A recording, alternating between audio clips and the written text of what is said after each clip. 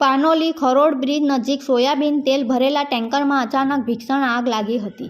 બનાવની વિગતો અનુસાર કચ્છ જિલ્લાના મુદ્રાની ટેન્કરમાં સોયાબીન તેલ ભરીને સુરતના હજીરા મુકામે જઈ રહ્યું હતું, ત્યારે ભરૂચ જિલ્લાના અંકલેશ્વરના પાનોલી ખરોડ બ્રિજ નજીક નેશનલ હાઈવે પર સોયાબીન તેલ ભરેલા ટેન્કરના ટાયરમાં અચાનક આગ ફાટી નીકળી હતી।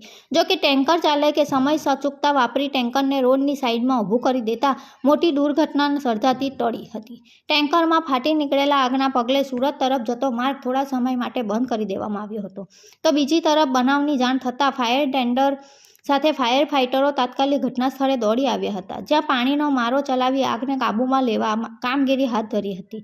જોકે ભારે જહેમત બાદ સમગ્ર આગ પર કાબૂ મેળવવામાં ફાયર ફાઇટરો સફળતા મળી હતી। આગના પગલે માર્ગ પર થયેલા ટ્રાફિક જામને પોલીસે હળવો કરી વાહન વ્યવહાર પૂર્વવત કરાવ્યો હતો।